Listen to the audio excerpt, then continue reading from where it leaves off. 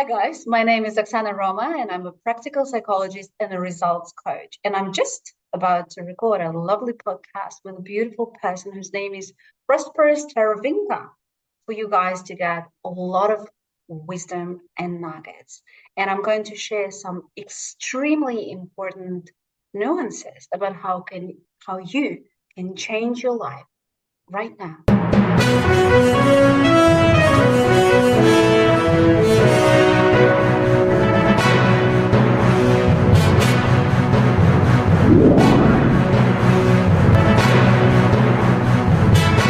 Now, ladies and gentlemen, welcome to yet another exciting episode of the Online Prosperity Show. I'm your host, Prosper Taruvinga, and today we've got a truly remarkable guest joining us. Now, Oksana, how are you doing today?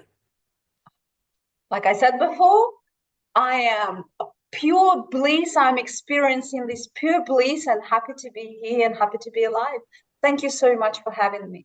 Absolutely. Well, the pleasure is all mine. I've already told you, you're the first person from Ukraine that I've actually had the pleasure of speaking to. So you can imagine the excitement. And for our viewers, you are in for a treat. I want you to imagine having to navigate the complexities of life across multiple continents while you're mastering four languages and having to guide over 600 individuals through their own personal transformations, all while you are in one's roots and following your values. Now, our guest, Oksana, embodies this journey. She was born and raised in Ukraine, as I have said, and Oksana initially pursued a master's degree in international relations while she was hoping she would make global impact with that sort of qualification, but she's now doing it in a whole different way. And when she started, she owned a travel agency which actually allowed her to explore the world extensively. And then she immigrated to Australia, where she then transitioned into the realms of psychology and coaching, also becoming an international results coach and also a practical psychologist. And you want to know what her mission is? Her mission is to help strong individuals conquer their own inner battles. Now, you could be living in a place where nothing is going to attack you, or there's no bombs being thrown above your head or your house. We all know what Ukraine is like at the moment, and this is exactly what she embodies in the types of coaching that she does, because she's doing this whereas she could have been sitting back and protecting herself, or just being happy that she's out of all of that. So Oksana's unique approach combines all the modern applied psychology, cognitive behavioral therapy, hypnotherapy, and also NLP training, and she offers a signature 10-week breakthrough coaching program that is designed to facilitate profound personal transformations. And there's an interesting fact that I discovered when I was looking Oksana up. She's actually conducted coaching sessions even under the threats of bombings, like I mentioned earlier on. Now, that's strong will, and it actually demonstrates her unwavering commitment to her clients. So, in today's episode, we're going to dive into her inspiring journey, her methodologies, and also the invaluable lessons that she's gathered along the way. Now, Oksana, I could go on and talk about things that I'm not even qualified to talk about. Take us a little bit to the part, when you were maybe back in Ukraine and you were deciding what to do with your future, especially when you did your degree in, was it psychology? Yeah? Later. I was listening to you. Thank you so much for this lovely presentation. And I was listening to you and I just felt tears that were just about to drop from my eyes, because I did remember these instances when I was either coaching someone or somebody had a therapeutical session online with me, and there were bomb explosions outside of my window. And once and perhaps I'm not even answering your question.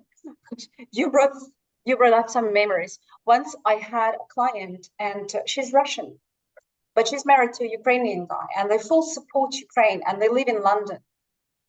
And she's a lovely lady, supporting Ukraine, understanding what is going on. And I had nothing personally against her, but in the moment she was telling me her story, and she wouldn't allow herself to get disconnected from the story. She was fixated on the pain, and she considered that pain to be the main thing of her life. And there was an explosion outside of my window. And I told her, you know what? You're Russian. I'm Ukrainian. You guys are bombing me right now. And I'm here listening to your story. And you want me to believe that this story is the only drama that you had in your life?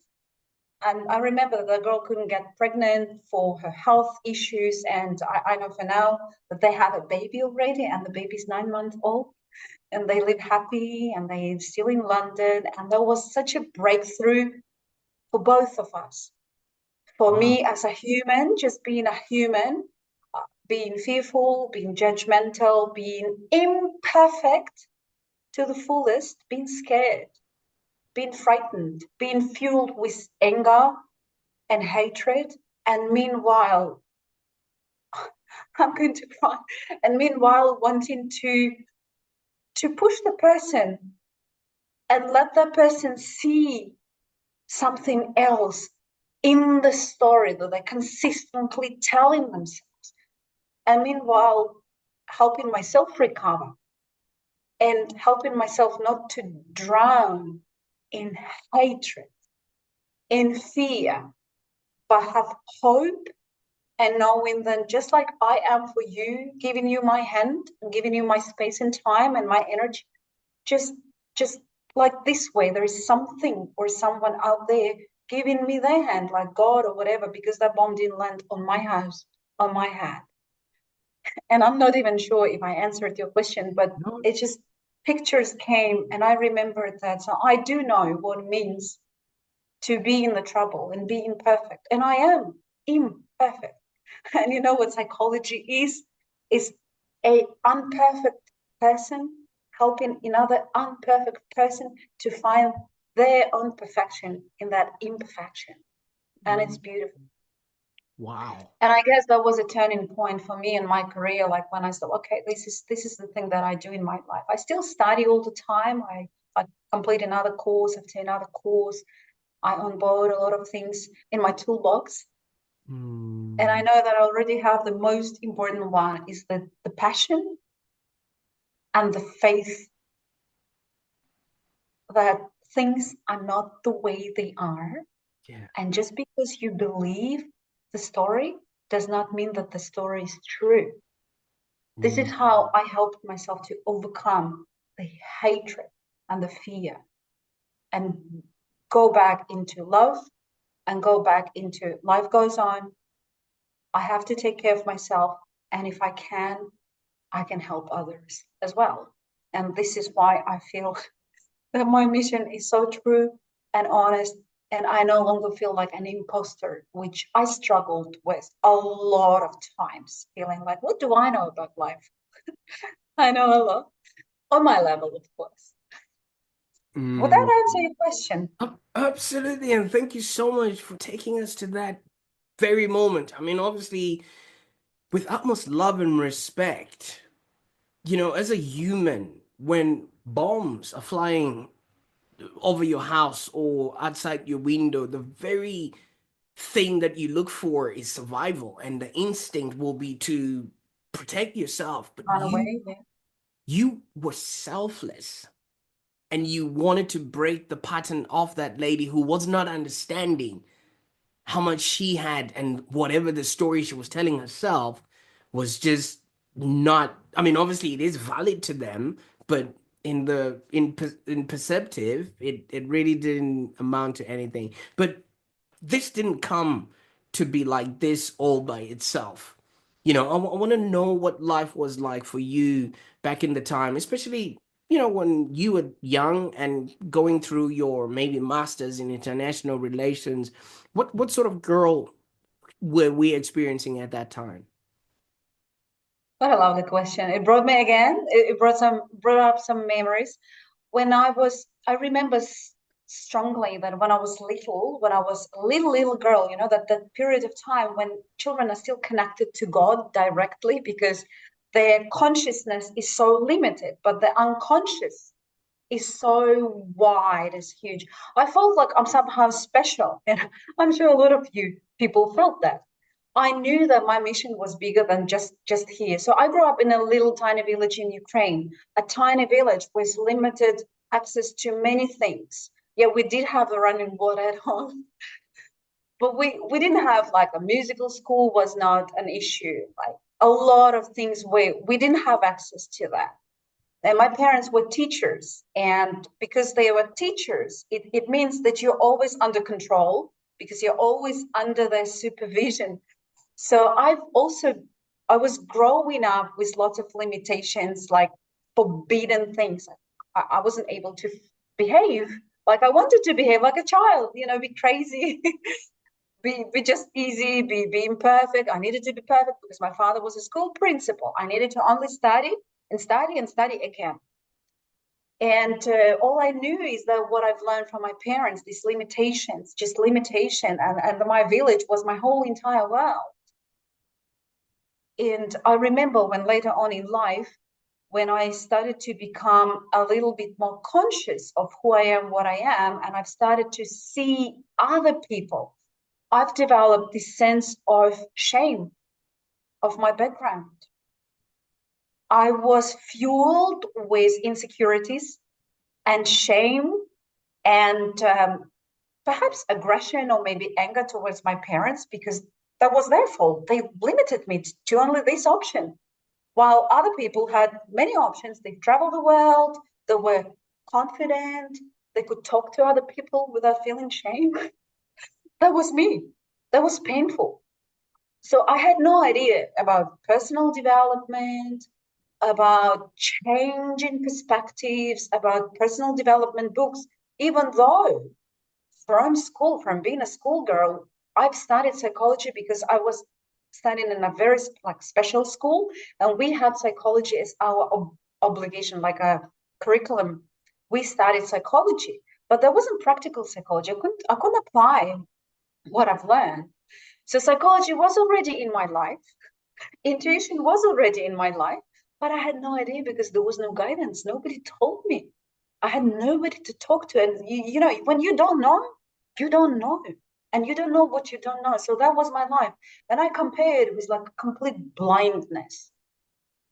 And I was like surviving from a day to day. What I was having fun from just buying myself a new pair of shoes. That was the top joy. I was never overseas. I was never seeing any cool things in life. No, I never went to the ocean, to the sea. I was just like, we have no money. We are limited in resources. This is our life. My grandmother lived this way. My parents lived this way. My uncles and aunties lived this way. This is your programming. This is what you are. Mm. And I don't know about your culture, but in our culture, a girl must get married. Yeah. Because if you're not married, especially in a young age, that's it. You are a failure. And I now, because I can now reflect with gratitude and love and compassion and understanding that I rebelled on that level because I never got married at that early age. I was like, no, I want to study. So this is how I pursued with the university, and I obtained the degree of international relations because I thought once I get the degree, once I have the paper, that paper is going to change my entire everything. And Mm. guess what? It didn't happen because the paper doesn't decide anything. The paper doesn't decide who you are. You decide who you are. And I didn't know back in the days that the journey I had was a long, crooked, bumpy, not always beautiful. And everything that I had before was just, it was just, it was a flower. Mm. And when I thought that the diploma, the degree, that the actual paper will open up the doors of embassies for me, I had another huge painful fiasco to witness. when I started to apply to embassies for them to give me a job or a position or an internship or anything, at least something, nobody even replied. Ooh. Nobody even replied. And that was such a punch in the nose. And that also put me back into my well-known, comfortable box of limitations. This is your village. This is what you have. Don't even ask for more because you're not them. They are someone special. They are someone only they have that you don't. Mm. And I hated that perspective, but because once you are in a problem, you don't see that as a problem. It is what it is. You're doomed, but it is what it is. And I always thought that there are people out there who are better somehow. And I'm just me. What am I? Nothing. I'm like, I like that. but Yeah. but always there is a story to the story. And I think God had better plans because I've experienced life on a completely different level through I can say through magic, I think, like the coincidence that the people that I met, the things that they've said, and the decisions that I made at the time. And not just that I make the decision, I've acted upon it straight away. So it's making the decision and act on it like immediately. Because action and loves the speed, and the speed gives the change, and that change just brings you to a completely different place. And that's what happened with me when I met someone in Kiev, and the person told me so much about Australia. I was me in Ukraine, Australia. I was like, Australia, is it like even real? What is like seriously? Like people really live in Australia? Is it like real? And because I already had the travel agency and I've sort of expanded my world, at least a little bit, I've traveled different countries and I spoke English. And at that time, I was very seriously learning Hebrew. I was learning Hebrew like on a matter that I wanted to go and continue my education in Israel, international relations. That was just my idea. Again, that's what I thought that was going to fix me and help me and make my world bright. But I ended up in Australia on a tourist visa, and I was like, wow, this is cool. This is far. And then I thought, like, okay, this is a cool possibility to run away from you, from me, from my shame, from my insecurities, because nobody in Australia knew that I was a little girl from a little village in Ukraine. Nobody knew that. And how would I know? I wouldn't tell them, right? Mm. But what Absolutely. I had to learn later on is that you can never run away from you. You can never run away. You can go as far as Australia. Like, for example, I had a lot of grudge towards my parents because they didn't give me the life that other people give to their children. I was like, I can run away from my parents and that's it. But you cannot. And what I experienced while being so far away from my old stories, I started to experience love Mm. on a level I've never experienced before. Love to my village, love to my family, love to my parents, love to my past, love to my mistakes, love to my stupidities, love to my state and feelings. And it was new to me because that level of love, there was conscious love with appreciation, which eliminated all the pain and all the grudge, and it just love booming through you and into you. And it was like, wow, that was a massive shift.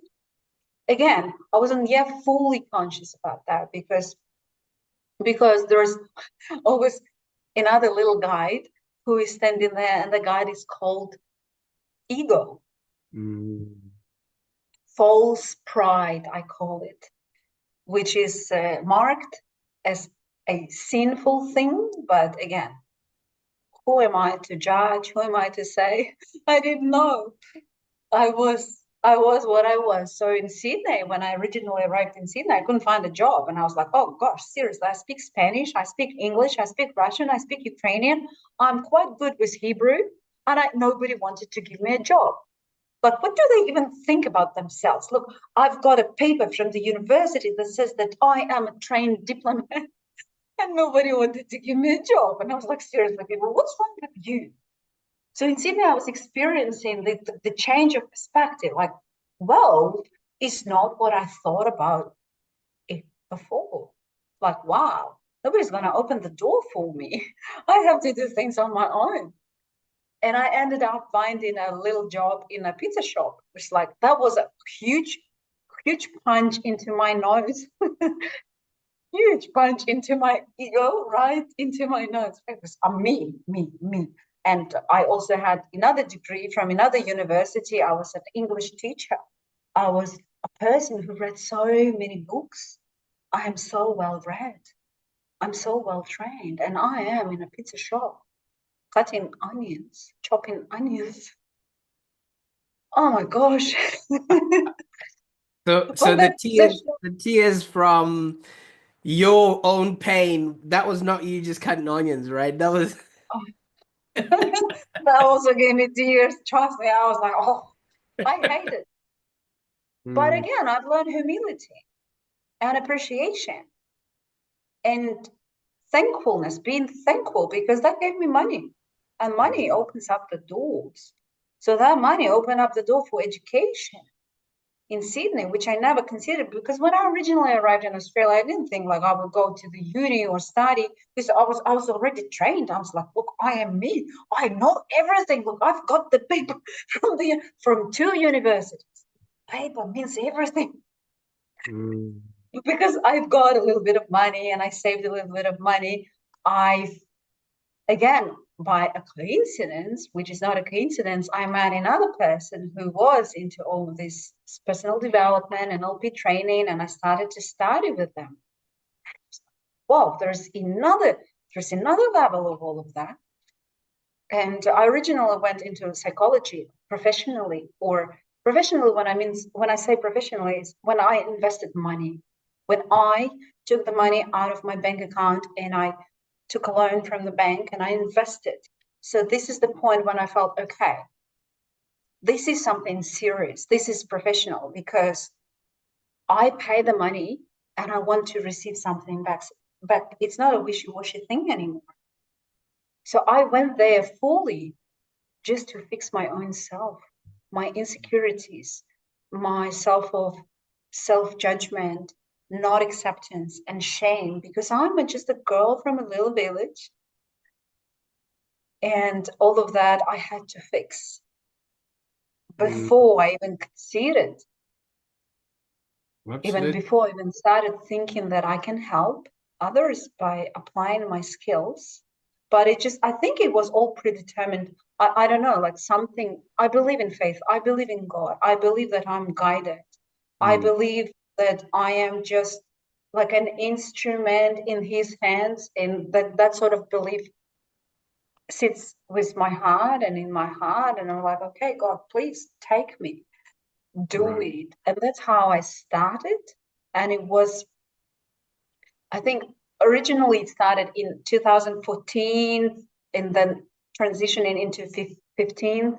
And that's when I actually went to the doctors here in Sydney and they gave me the paper, the official paper that stated that I am depressed clinically. I Okay. was depressed. Mm, And because the doctor said that, so the law of authority worked so powerfully over me. I was proud that I was depressed. I was experiencing again myself on a completely different level, like as if I was entitled to all these states, to all these thoughts, and to not doing anything in order to change my situation or my perspective because I am depressed. And the doctor gave me the pills, and those pills, I love them. Oh, they were making me feel good. I slept finally. I started to eat again. Now, when I reflect back on that, I said that was just a part of the journey to show me how low a person can go emotionally, physically, financially, and what else can help. Because when I was in Ukraine, again, when I came back to Ukraine, and one beautiful morning, my client, I had a client at 7 o'clock in the morning, and my client, he was Ukrainian, but at that moment he was in Bali. So because of the time difference, we had to have a very early session. And I wake up very early in the morning to his text message saying, Oksana, we don't meeting today. The war started. I was like, what? And I thought, like, have you ever had your business canceled, like to a zero, to like completely canceled because of a war? We all lost our jobs like instantaneously in a second. And I turned into that depressed, scared, fueled with anger and fear and hatred person. Again, instantaneously, all the work that I've done, all the healing, all the therapy, all the pills, and all Just the like that. education received, just gone, Just gone like like that. this. Imagine, I was furious. Like they took not just like they took everything that was so meaningful for me, my Yeah. clients, and Mm. how like I was mad and also, like I said, also angry. But I know that I made myself sleep through the first 2 weeks of the war. I forced myself to sleep. That was the escape mechanism. And I think day 10, I already started taking clients. Day 10 into the war. I Mm. slept myself to the point that I calmed all the dirt and all the emotions. And I calmed them down, put them down, suppressed them. Yeah, there was depression. That was just a protecting mechanism. But I started to see clients. And not just I started to see clients, I didn't have a moment free. There was like the most busy I've ever been in my business. And I joined a lot of volunteering programs, and I've joined a volunteering program that is called Hand to Hand, where I was volunteering my time, my efforts, my expertise to those who were in a much dramatic situation than I was. It takes a different kind of person to obviously stand back and say, I think I can help other people, even though you're going through stuff yourself. Yeah, but I think the thinking mechanism is slightly different because it's almost like you're trained. You know, when you train, you go to the gym, your body is trained, but then you drop the gym, you don't exercise. But once you back into the gym, the body has the memory, the muscles The have the muscle memory. memory. Yeah, that's what I had. I had the muscle memory. So the first year of the war, I was just on the muscle. I was a machine, repeat, repeat, repeat. I Mm. was helping people. I had so many clients that everything was just booming. And also, then later on, I expanded because I created new programs, I onboarded new girls, and we were working. So the war is war, but life is still happening. People are still dying just so. People still get sick. People still fall in love. People still get babies. People still have intimacy, right? Everything else is happening in the times of war. People still have low self-esteem, even under the bombs. Right. I mean, obviously, in that time, you've gone on and helped over 600 individuals. What are some of the common inner battles that you observe that a lot of people face, and how you helping people navigate them? Because half of the time, people wouldn't have gone through what you went through. I mean, having all those rejections, from all those embassies, and just really growing up in a space where you felt like you did not fit in or belong, you know what I mean? And all of those things will be mounting up, and you come to another country where you've got all these qualifications, but you're relegated to the kitchen, and which is the lowest of the low. And half of the time when you actually have to pick those black bags and throw them in the garbage because that's the job that you're supposed to be doing, it just feels like you're throwing everything, your life, your everything with that rubbish that's going there in the bin. But what sort of battles then, compared to what you went through, that people come to you for, which obviously you then help them to navigate? Interesting. Like I've listened to how you've pictured and depicted. But you know, the trick is once you are in the moment, you don't compare anything with anything. I don't compare. I don't have the other story. I'm just there where I need to be. I am here right now. That's it. That's where I am. Nothing else matters.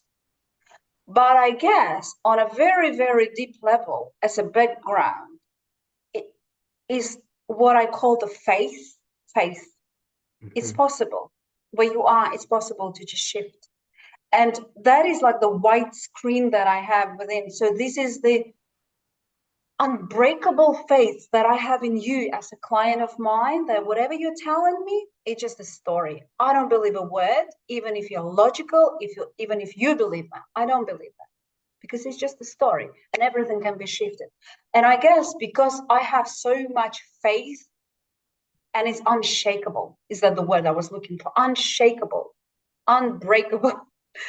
And it's not me. I know it's not me. I'm just like something is passing through. This is how I feel when I'm in the session with a client. I'm in trance. They are in trance. And it's just like something is coming through because I obviously cannot remember everything that I've read in my books. No. But how do I know what to say and how to navigate the person and what technique to apply in the moment? So they say different stories, but the common thing, answering your question, common thing for all of them is just they take one episode from their life and they have this focus there, like focus, they're fixated. So what you need to do is just help them break the focus and crack it. And sometimes I can allow myself to be quite, maybe even rude. I can use a harsh word and I can talk to them like this just to break the pattern. And sometimes people get really scared and they shake. So once they shake it off, oh, I can work with you now. And then we go smoothly into what we need to go. But the first one is almost like I need to crack them as if I need a hammer to bang, bang, bang, bang, bang. And sometimes my words are not the words you would want to listen or to hear from somebody you come for pity. Because people come here for pity. Yesterday I had an amazing opportunity yesterday. I was just telling, I had a previous session right before you. And yesterday I had an amazing opportunity. I seen a guy who is 63, who lives in a shelter for homeless and all of that, like with a lot of stories and a lot of drama in life, with all respect. What he wanted to do is invite me into his drama and triangle and to make me feel pity and sorry for him. But sorry, I cannot do that. I don't have the space for that because pity and sorry will not ever transform your life. Because And people I invite you was to so, a pity party, right? They want yes, you to he was follow. inviting me. Oh, the he partner level. He told me like 63 years old. Like he's got many stories to tell. Like he's got a life of stories. His partner left him, etc., money issues, etc., etc. And I was not taking it, and I was sort of feeling very proud of myself and very right in the place, feeling that I am serving, not pitying, not solving his dramas, serving.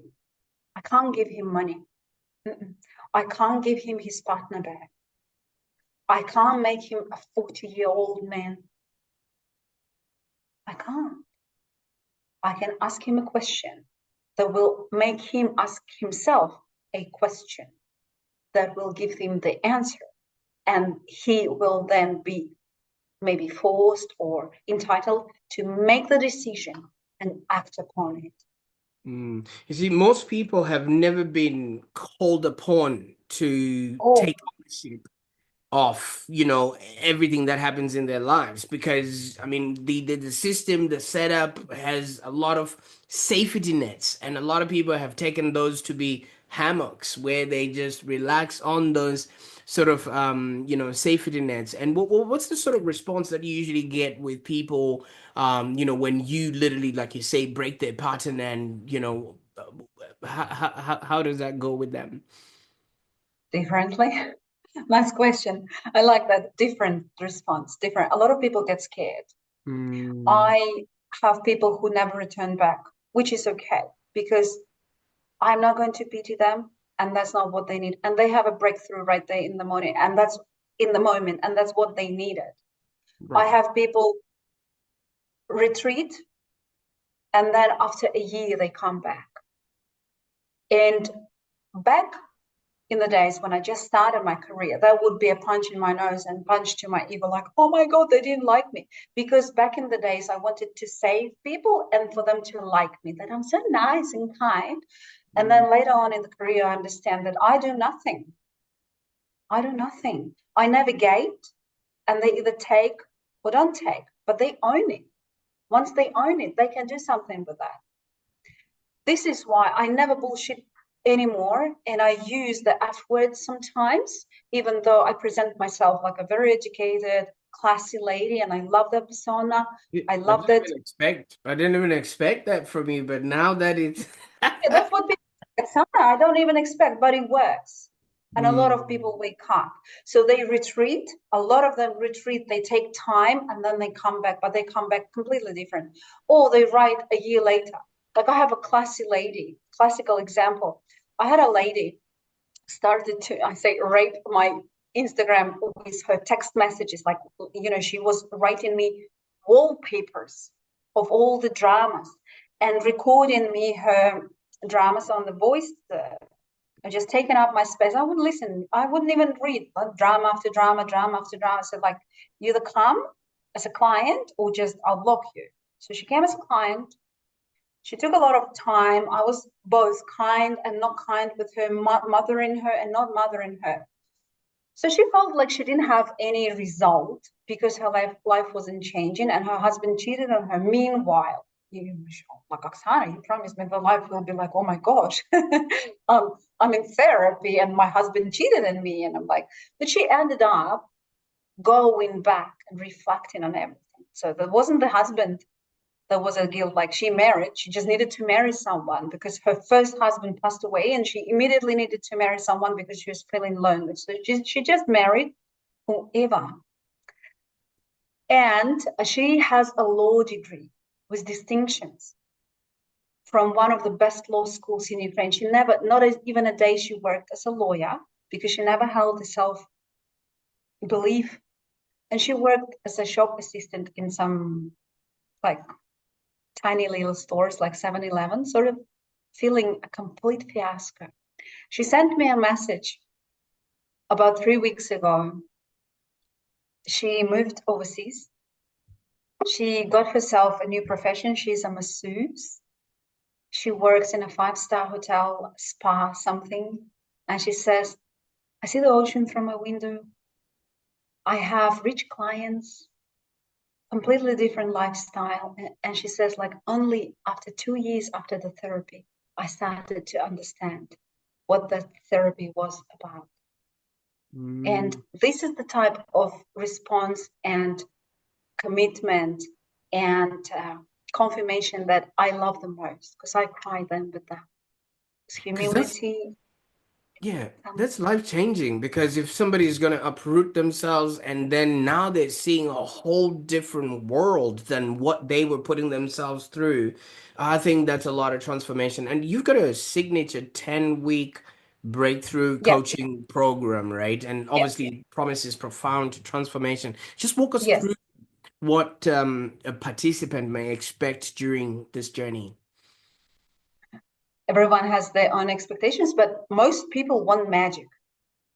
They want, like, money or relationships, whatever is painful for them right now. They think that the magic is going to happen like this. So during the 10 weeks, why we call it 10 weeks, I chose these 10 weeks because I deliver it over the period of 100 days, roughly 100 days. And it's proven that a new habit is being installed solidly in 100 days. So not 21 days, not enough, but roughly it's from ancient Egyptians' philosophy, from their religion, the ancient ones. They believe that 100 days is enough for the person to be completely reborn. So I deliver my program over 100 days. And in these 100 days, mostly we work on mindset. because we cannot deliver no therapy when the mind is inflamed, when they are in pain and in turmoil of dramas. You cannot do nothing with the person, zero. So what we need to do is settle the mindset. We give some exercises and we dig deep to find out the root cause. And then off they go, and they take their time. Sometimes it's 3 weeks or something. Then they come back and then we do therapy. So what do they expect? Originally, they expect to get what they believe they need, what they believe they want. Just this week, I had a lady. So the first session she said she's going through a divorce with her husband. So the very first session, the initial session, I said, "Why are you here?" She says, "I want to be a princess. I want to be a little girl. I want the guy to look after me, to like all of that, all of that." And off she went. 3 weeks. She came back. We had our second session where I said, "Look, let's do the job properly." So we cracked her. She cried. Nothing about the princess came up anymore. She doesn't want to be a princess. She's a woman. She's a grown-up woman. And a grown-up woman is a queen who chooses. I mean, as an archetype, as a metaphor, she felt that what she wants is not what she said before. And I said, okay, we've shifted. Now we know who we're talking to. We're not talking to a little princess anymore who's like, "I'll give you a Barbie girl and you're happy." And then we start therapy. So now she's welcome to that. So we have 2 sessions now, 8 more sessions. We do the therapy, and then we do, maybe if she wants some goals or strategy, we can do that too as well. But once therapy happens, Because so many people have boxes they want to tick, and most of those boxes still come from the inner child, and they don't quite understand, even as grown-ups, that, wait a minute, what you wanted as a child is now just reflecting, and you want it in adult version things. And yeah, I like that. How can people maybe get started on these transformations, and maybe where can they see some of the work that you've been doing? this work is all secret because obviously I cannot record a session and put it out there. But the Oh, I mean, website, yes, they can yes. get in touch with me through my social media. And just for you guys to know, because during the times of war in Ukraine, I sort of feel like this is my obligation to serve massively to my people. Most of my social media is now in Ukrainian, but it doesn't mean that we don't work in English. There is an English version. So I conduct these sessions in Russian, Ukrainian, and English. And I bring across all the knowledge and all the techniques because I also study in Ukrainian and Russian. So what their schools have, I bring into my English speaking environment, into to my English speaking clients. So please get in touch and we can help you fix Absolutely. yourselves. I'll definitely make sure that all those links are in the show notes below. And what I really value about what it is that you're doing is you operate fluently in these four languages. And NLP is yet another language as well. And, just being a human is a whole different language in and of itself. I think it gives you so much of a perspective, because when somebody has to learn something from the ground up, you are by definition a rookie. You've been a rookie in so many different dimensions. You were a rookie in Australia. You were a rookie when you were trying to do your international relations. So many people never give themselves an opportunity to start all over again or to relearn, because they've just grown in the same environment, same people. They never have to learn anything different. Maybe can you comment a little bit about how this ability to learn and relearn and keep learning enhances your connection to the work that you're doing, and also helps you really really connect with the clients that you're working with? What a nice perspective, and I like how you see me, because obviously the way you see me is not the way I see me. To me, it's natural. I grew up bilingual because Russian and Ukrainian are both spoken languages. So I don't see it as a challenge or an effort at any level. It's just my born ability. Mm. English, because English has been as a language, as an operational language in my life for so many years now. I sort of feel linked to that language as well. However, I do remember that early in my days, in my professional days, I did have a drama and a trouble just with terminology. Mm. Because sometimes terminology is not something that you just naturally say. It's the word that you've never used in that language. So it means education, like you need to focus on that. So I would, to answer your question, I said it's laser focus, it's priority, and it's constant repetition, because nothing beats repetition. So if I repeat it for 10 years, I'm well ahead of many of the people out there. And every time, and also the other thing that I call it all expansion. Because what we do in life, we always grow and expand expertise, experience, feelings, emotions, the circle of people, and the knowledge.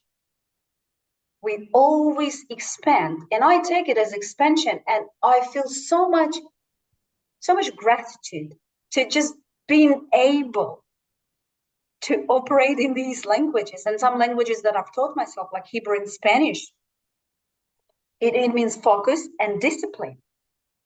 And that's where my humility takes place. And I'm grateful that I'm coming from a little village, from the little box, where my father was the school principal, and all I was allowed to do was to study.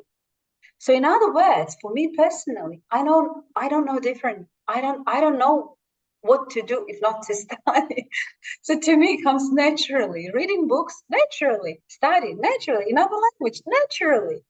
It's I think it's a part of my personality, part of who I am, and I feel grateful for that, because I do know a lot of even my classmates, former classmates, etc., who never studied, and their parents were easy on them. Like I was jealous. Like, how come that your father is not like screaming at you for not doing your homework? It just lets you do whatever. And a lot of them ended up not nicely, like not nicely at all. And I Mm. am, wow. And I remember my girls or the mothers of my girlfriends would say, aren't your parents ashamed that you're 20 and you're still not married? Like my daughter, and her daughter at the age of 20, she would already have 2 children, a drinking husband, and all of that. And I Mm. was like, back in the days, I was jealous because I didn't know much. Now I expanded because I'm able to feel gratitude. How would you coach Oksana in that time when she's jealous about what was happening and she doesn't quite know that she's actually on a journey to an expansive life? But when you were there, because fish don't see the water that they swim in. You know what I mean? They just are in there. They don't quite see they're in an ocean. They could be in a very small pond or whatever. They just think, well, we're just in wherever we are, and things of that nature. How, if somebody like that would show up, Oksana, the young one who was resentful of her parents, because that was one of the things that you did, and I want to say they did what they did with what they knew at that time.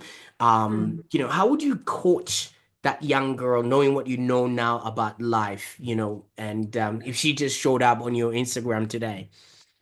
Oh, that would be like, I wouldn't coach her then, because coaching is not what she needed. She would need a helping hand, Hmm. somebody behind her with a kind word. Like my parents were very strict, super strict, like ultra strict. So a little bit of kindness and love would make a whole lot of a difference. I would say, just honey, hold on, you get in there. And that will make the whole world change. That would work magic for me. You see, a lot of people think coaching is something like a magic tool where you walk in this way, like I walk in being dark-haired person, and I walk out magically being blonde. Coaching is not that. Coaching is the tool or a set of tools that help you change the perspective. And that's all that you need, because the job is being done by you as a client. And a lot of people, without even realizing that, all they need to do is the kind voice next to them saying, honey, you're okay. You're going to be all right. Hang on, hang on. Don't be like, oh, hang on. Let them do what they do. You've got your journey. Trust it. That's all. Sometimes all of this is essential and needed. This is why I take people on board for 10 sessions and we sign a contract, because people deviate. And it's like in medication, when you need to take pills, the doctor says take it for 10 days, even though you feel already better after the first pill, to concrete the results, And most of the time, when we start our journey together, they already feel the shift and they think, okay, I'm the God. And I was like that too. Oh, I know everything. I say, no, honey, come back, and we'll do a deeper way on a level that you've never ever experienced before. And we do therapy, and we do the inner work, and we do the soul retrieval, and we'll do the guru technique, or many other techniques. Name them. It doesn't matter. It doesn't matter what you call the technique. It doesn't matter what you call myself. Oh, and this is something that I wanted to share with you too. So with me being growing up in a fixated environment, past Soviet Union, where paper, the degree meant so much, I found out that it doesn't matter what I call me. It only matters the work that I do. And if I do it from my heart, and being as powerful as I am, having unshakable faith in me, in the process, and in you as a client of mine, geez, I don't care what you call me. Call me a witch, call me a preach. I don't care. The paper doesn't mean anything anymore. Absolutely. And you're not defined by, Oh, what no. it is that happened to you. You're defined by where it is or who you're becoming. And speaking of who you are becoming, I mean, you've taken us on a really expansive journey into your life, and I really appreciate that, because your life story and your experience have so much value for a lot of people that may not have been exposed to either bombings or a world that is different to them, or a language or people, and yet you came, you saw, and you conquered. But what's next? What can we expect next in the future for somebody who's always expanding, somebody who's always learning? And yeah, what sort of legacy should we be on the lookout for in terms of the work that you're doing, Oksana? Oh, in all honesty, and thank you for putting that into that perspective and bringing me into the future. I've learned that this is the endless journey of self-discovery. I can't predict what I'll discover about me tomorrow. I may become a scuba diver tomorrow because I love that. I love scuba diving. I may say, like, to hell with everything. I'm going to have time of my life scuba diving somewhere in Florida, for example. That can happen too. Or I may get pregnant or feel pregnant and get a baby and become a full-time mama. We don't know that. I can't know that. And this is the beauty. I don't have these expectations. And I don't promise anything to the world. I can only promise here, while you are with me, I'll give you my 100%, and you'll have a massive shift. And doesn't mean that the shift will be right here, right now, this very moment, but you'll get it. A lot of people get it. And most of the people get it because the integration happens. There is an integration process, and it happens, and it continues, and people get all these little miracles. But I obviously do have my, like, the ego things. I want to expand my social media impact in terms of having more people subscribe to my channels. That I want. I want to have a team helping me with, let's say, with the tech part, with cutting my reels and my videos. I would love to have that. I would love to have an ability to deliver to masses and be able to speak to masses from the stage. That is also like a perspective, and my desire, why not? And I've conducted so many live events, a lot of them. And sometimes I feel lazy, or sometimes I also feel scared or uncomfortable, and it comes and goes. And I would love to bring it to consistency of some sort. Traveling the world, delivering masterclasses, for example, of course. And I can do that. And I, I can cover a large portion of the world with the languages that I speak, and I know that. And sometimes I just feel lazy. So I also want to have a magic pill to take this laziness away from me.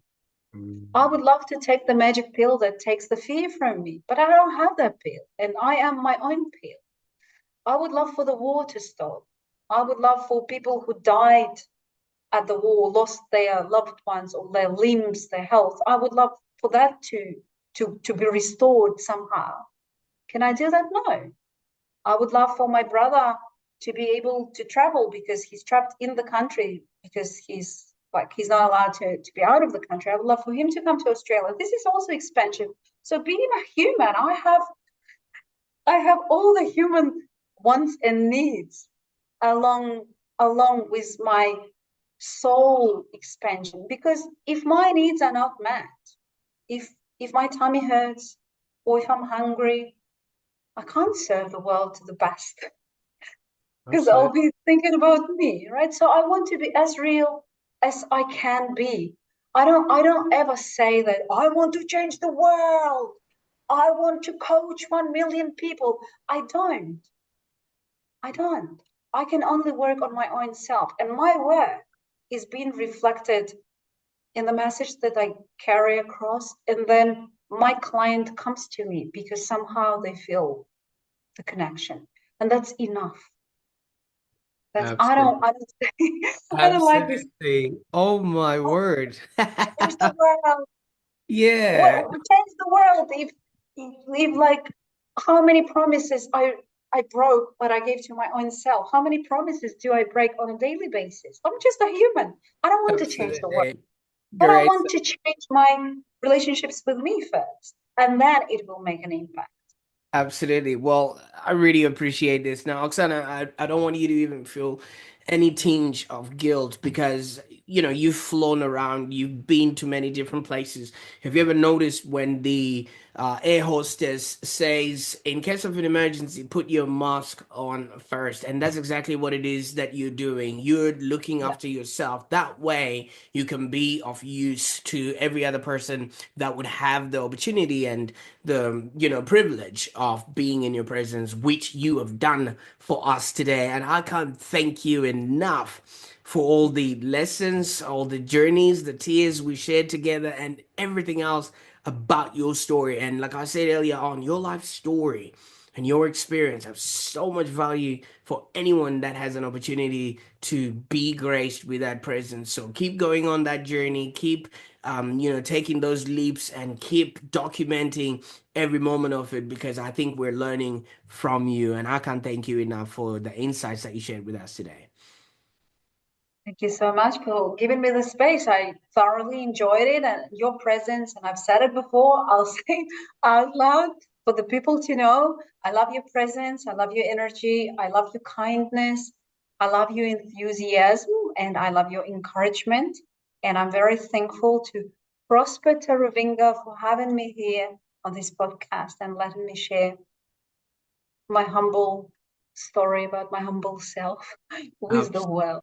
Absolutely. I really received that, and I'm humbled by you saying that. I mean, obviously based on the experience that we've heard you've gone through. But for those that are listening right now, if you found value in today's episode, I actually encourage you to rewatch this because there's so many nuggets that were dropped. But obviously, as with anything, you just wanted to come to the conclusion to see where it all ends. But if you just really go back and start really picking on all the gold nuggets that Oksana was leaving, you might be surprised of the treasure trove that she actually left. But if you got enough from this particular episode, I also encourage you to share this with somebody that might benefit from Oksana's story and expertise. I mean, in life, we're going through stuff. We never know what the other person is going through. Maybe Oksana's resolve or perspective might actually help them be,